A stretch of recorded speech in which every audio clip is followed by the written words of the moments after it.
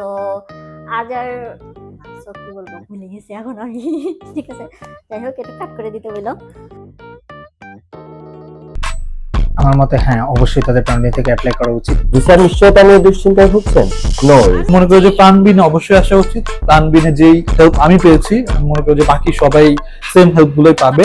Let your dream succeed with us. সবাইকে recommend করব প্রাণবিনের কথা। তো আপনাকে জাস্ট আমাদের অফিসে আসা লাগবে, অ্যাপ্লাই করা লাগবে, এন্ড বুম। আসসালামু আলাইকুম এভরিওয়ান, আমরা আবারও চলে আসলাম একটা ভিসা সফলতার গল্প নিয়ে। তো আমাদের সাথে আছে আজকে আমাদের ছোট ভাই, আমাদের সবার প্রিয়, খুব লাজুক একটা ছেলে, আমাদের শামীম রেজা। তো চলেন আমরা সরাসরি ওর মুখ থেকেই শুনি ওর ভিসা সফলতার গল্প। তো ভাইয়া, তোমার বাসা কোথায় আমাকে আগে সেটা বলো। ধন্যবাদ। আমার নাম হচ্ছে মোহাম্মদ শামীম রেজা। আমার বাসা হচ্ছে চাঁপাইনবাবগঞ্জ। চাঁপাইনবাবগঞ্জের ছেলে ও কিন্তু সেই চাঁপাইনবাবগঞ্জ থেকে প্রাণবিন এডুকেশনে এসে ভিসা সফলতা পেয়েছে। সো আসলে প্রাণবিন এডুকেশন এত দূর চলে গেছে চাঁপাইনবাবগঞ্জ পর্যন্ত, এটা আসলে প্রাণবিন এডুকেশনের কাছে অনেক গর্বের একটা বিষয়। তো শামীম, তুমি কোন ইউনিভার্সিটিতে যাচ্ছ? আমার ইউনিভার্সিটির নাম হচ্ছে ইওনার্স, EAT program, December intake without IELTS. Okay, December ইনটেকে ইএপি প্রোগ্রামে তুমি যাচ্ছ। ওকে, তো ভাইয়া তোমার তুমি যে ভিসা পেলে, দেন আজকে তুমি ভিসা নিয়ে চলেও যাচ্ছ, তো তোমার এই যে এত দূর যে জার্নিটা তোমার কেমন ছিল আমাদের সাথে?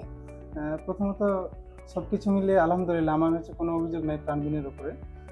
তো এই জার্নিটা শুরু হয় আমার সেপ্টেম্বর মাসের 3 তারিখ, সম্ভবত 3 থেকে 6 তারিখের মধ্যে, এক্স্যাক্টলি মনে নেই আমার।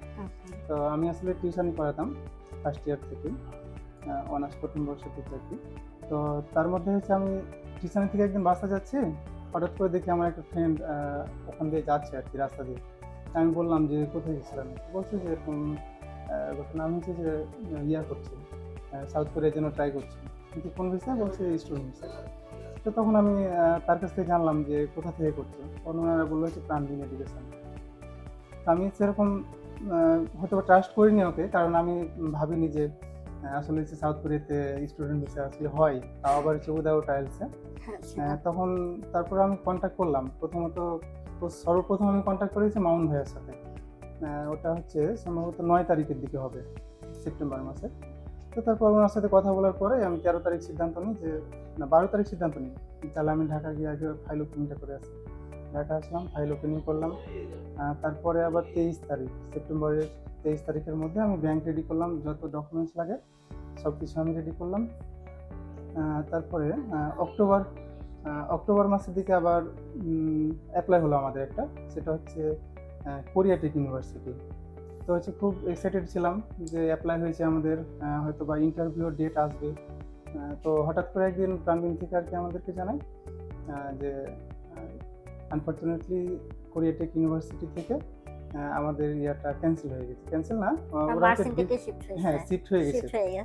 ডিসেম্বরের হওয়ার কথা ছিল, কিন্তু ওরা ডিসেম্বরে কোনো ইয়া নেবে না, উইদাউট আইএলস ইএডি প্রোগ্রামে মার্চ ইনটেকে নেবে না, নিবে হচ্ছে ডিসেম্বর ইনটেকে নেবে না, নিবে হচ্ছে মার্চ ইনটেকে। তো তখন আর কি হচ্ছে ভেঙে পড়ি, হ্যাঁ, যে হয়তো প্রথম অ্যাপ্লাই আমার বা প্রথম স্বপ্নটা হচ্ছে ভেঙে গেল এরকম। তো তারপর হচ্ছে কী করে এভাবে বসে থাকি, মামুন ভাইকে, তারপর হচ্ছে প্রান্ত ভাইকেও আমি আমাদের যে প্রাণবিনের সিও, ওনাকেও আমি ফোন দিয়ে ডিস্টার্ব করতাম, ডিস্টার্ব বলতে বারবার ফোন দিতাম যে আমাদের আপডেট কী এগুলো নিয়ে। তো উনি বলতো যে ভাই আমরা হচ্ছে চেষ্টা করছি, আর কোনো ইউনিভার্সিটি দেওয়া যায় কিনা। তখন হঠাৎ করে একদিন মামুন ভাই ফোন দেয় আমাকে যে এরকম ঘটনা যে আমাদের আরেকটা হচ্ছে অ্যাপ্লাই করেছি আমরা, তো অলমোস্ট ওখানে সব কিছুই ডান, হয়তো খুব তাড়াতাড়ি আমাদের ইন্টারভিউ হবে। তার 3-4 দিনের মাথায় আর কি, অক্টোবরের শেষ সপ্তাহে হতে পারে, আমার সঠিক মনে নেই, 20 তারিখের পরে হবে এরকম। তা ইন্টারভিউ হয় আপনার, ইন্টারভিউর আগের দিন আমরা জানতে পারি যে ইন্টারভিউ হবে। তো তাড়াহুড়া করে একটা প্রিপারেশান নিই সেভাবে। তারপরে ইন্টারভিউ হলো, ইন্টারভিউ হওয়ার পরে তার পরের দিন রেজাল্ট পেলাম যে হ্যাঁ ইন্টারভিউতে আমরা সিলেক্ট হয়েছি। তখন আর কি খুব ভালো লাগে। তারপরে নভেম্বরের 3 তারিখ না 1 তারিখ সম্ভবত আমাদের ইয়ে আছে, অফার লেটার আছে এবং ইনভয়েস আছে টিউশন ফি পে করার জন্য।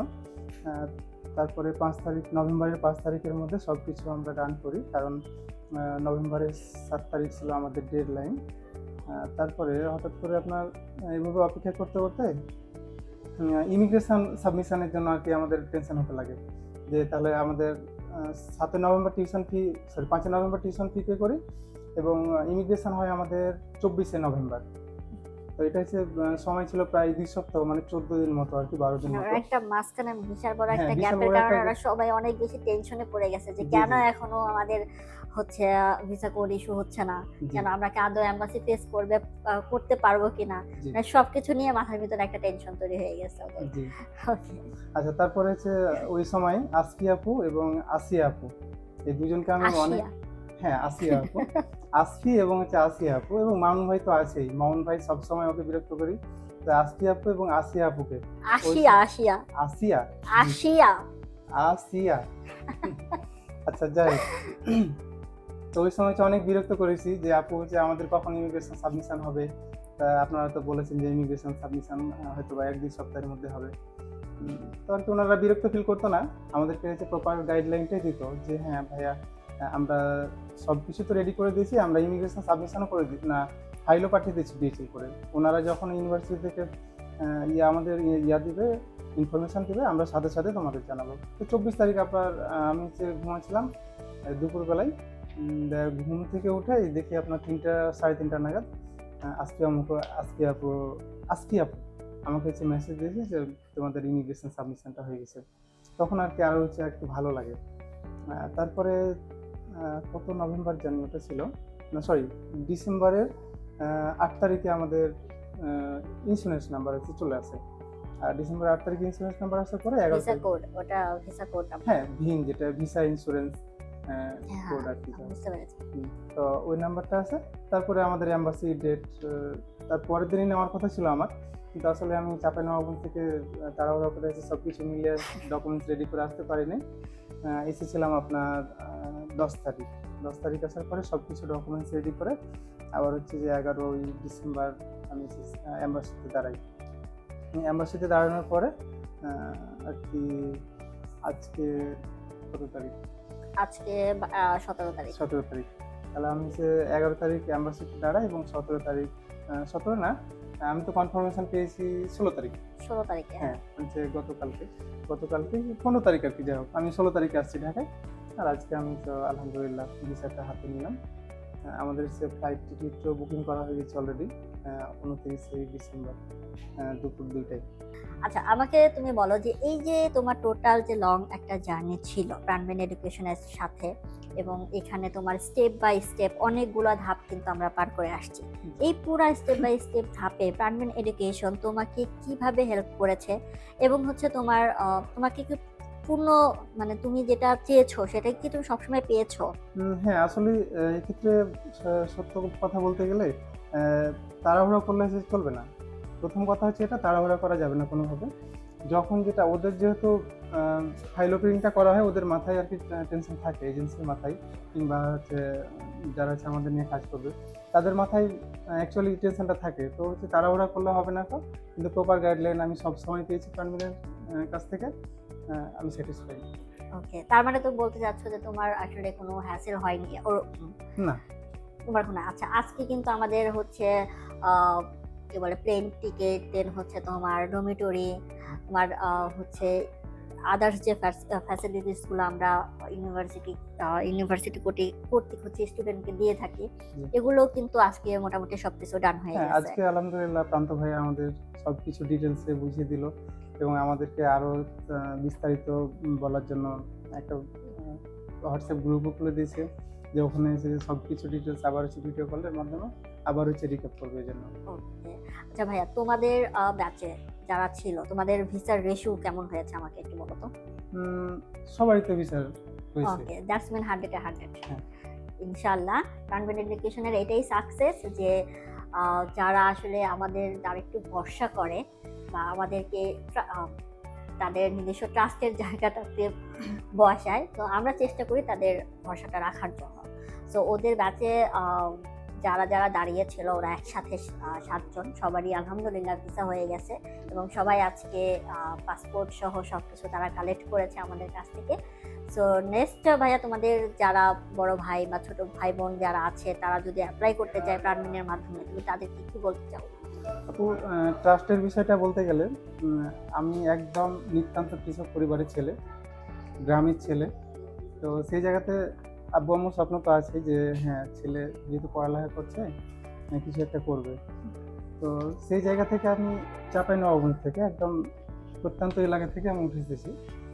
তো আমার আব্বু আম্মু যখন হচ্ছে ভিসা স্টোরি ইয়েটা পাই, ভিসার আর কি, আমি বলি যে হ্যাঁ আমার ভিসা ভিসা হয়ে হয়েছে। গেছে, তো আর কি যে ওনারা মানে হচ্ছে কান্না করে দেওয়ার মতো অবস্থা। তো সবচেয়ে হচ্ছে যে বড় কথা যে বিশ্বাসটা, যে প্রাণবিনের সাথে আমি যদি বিশ্বাসটা না থাকতো বা যদি নাই হতো, তাহলে হচ্ছে আমি চাঁপাইনবাবগঞ্জ থেকে এখানে কোনোভাবে আসতে পারতাম না। তো প্রথমে একটু ভয় লেগেছিল যে হ্যাঁ ওখানে আসলে বাইরের ব্যাপারগুলো এখন সবগুলো হচ্ছে ইয়ে হয়ে গেছে, ভাওতাবাজির মতো হয়ে গেছে। যে বেশিরভাগই আপনার কি করছে যে ফাইল ভিসা দিচ্ছে, তারপর যে টাকা জমা দিচ্ছে কিছু, তারপর মাসের পর মাস ঘুরাচ্ছে। তো আমি তার ফাইল ওপেনিং করার পর থেকেই যত দিন যেতে থাকে আমি আসলে বুঝতে পারি যে না, এটা হচ্ছে ডিফারেন্ট, প্রাইমারি এডুকেশন ডিফারেন্ট। ওকে, তাহলে তোমার ছোট ভাই বোন বা বড় ভাই বোনদেরকে তুমি কি বলতে চাচ্ছ সেই বিষয়ে? ওরা কি আমাদের কাছে এসে ফাইল ওপেন করতে পারবে? হ্যাঁ, ফাইল ওপেনিং তো অবশ্যই করবে। আর আমাদের যে ফ্রেন্ড সার্কেল আছে তাদের মধ্যে অলরেডি এক দুজন আছে আমাজন ভিসা ইন্স্যুরেন্স নাম্বারটা আছে, সাথে সাথে আর কি হচ্ছে ফাইল ওপেনিং ওরা করে গেছে অলরেডি দুজন। এবং আমি আরও বিশ্বাস রাখি যে আমার আরও যেগুলা ভাই ব্রাদার আছে হয়তো বা আছে। ইনশাআল্লাহ আমরা চেষ্টা করব ওর মতো করেই তোমাদের প্রাণবিন এডুকেশনে যারা আসবে সবার বিশ্বাসটা ওইভাবেই ধরে রাখা। সো আপনারা যারা প্রাণবিন এডুকেশনের মাধ্যমে সাউথ কোরিয়া, চায়না অথবা আদার্স যে কোনো কান্ট্রিতে অ্যাপ্লিকেশন বা ভিসা প্রসেস করতে চাচ্ছেন, তাহলে কিন্তু সরাসরি চলে আসতে পারেন আমাদের প্রাণবিন এডুকেশনে, ঢাকা, সিলেট অথবা মানিকগঞ্জ ব্রাঞ্চে। সো দেখা হবে আরেকটি ভিডিও সাকসেস স্টোরি নিয়ে। তাদের গল্প শুনবো, আমরা শুনবো এবং আপনাদেরকেও শোনাবো। সো সেই পর্যন্ত আল্লাহ হাফেজ।